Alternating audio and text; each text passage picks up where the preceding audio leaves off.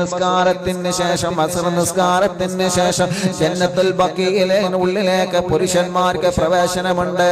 ചെറുപ്പക്കാരാ, മദീനത്ത് പോകുമ്പോ പോണം മോനെ, ജന്നത്തുൽ ബഖീയിൽ പോകണം പാപ്പാ. ജന്നത്തുൽ ബഖീന്റെ അടുക്കലേക്ക് പ്രവേശിച്ചിട്ട് പുരുഷന്മാർക്ക് മാത്രമേ കടക്കാൻ പറ്റുകയുള്ളൂ. സ്ത്രീകളെ ജന്നത്തുൽ ബഖീന്റെ പുറത്ത് നിന്നാണ് അവരോട് സലാം പറയേണ്ടത്. പുരുഷന്മാർക്ക് 2 സമയം മദീനയിൽ തുറന്നിട്ട് കൊടുത്തിട്ടുണ്ട്. സുബഹിയുടെ ശേഷവും അസ്റിന് ശേഷവും ജന്നത്തുൽ ബഖീന്റെ ഉള്ളിലേക്ക് പ്രവേശിക്കാം. ആ പ്രവേശിച്ച ഉടനെയാണ് വലത് ഭാഗത്ത് മഹദിയായ ഫാത്തിമത്തു സഹ്റ റളിയല്ലാഹു അൻഹയുടെ ഖബർ കാണാ. പടച്ചവനെ, ആ ജന്നത്തുൽ ബഖീലാണ് അല്ലാഹുവിന്റെ റസൂലിന്റെ പ്രിയപ്പെട്ട രാജകുമാരി പൊന്നുമോള് ഫാത്തിമത്തു സഹ്റ റളിയല്ലാഹു അൻഹ കിടന്നുറങ്ങുന്നതല്ല.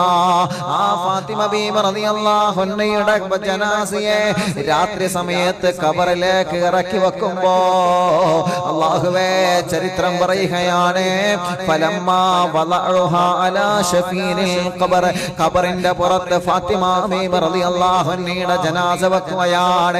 എന്നിട്ട് ഖാമ അബൂദർ റളിയല്ലാഹു അൻഹു എഴുന്നേറ്റിട്ട് പറയാണ്, ഫഖാല യാ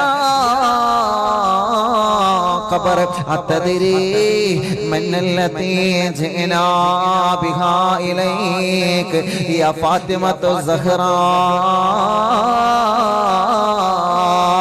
ഖബറേ, ഇത് ആരുടെ ജനാസയാണെന്നറിയോ? ഖബറേ, അബൂദർ ഗഫാർ റളിയല്ലാഹു അൻഹു ഖബറിനോട് പറയാ, ഖബറേ നീ കളിക്കണ്ട ഖബറേ, നീ കളിക്കണ്ട ഖബറേ, നീ കളിക്കണ്ട ഖബറേ.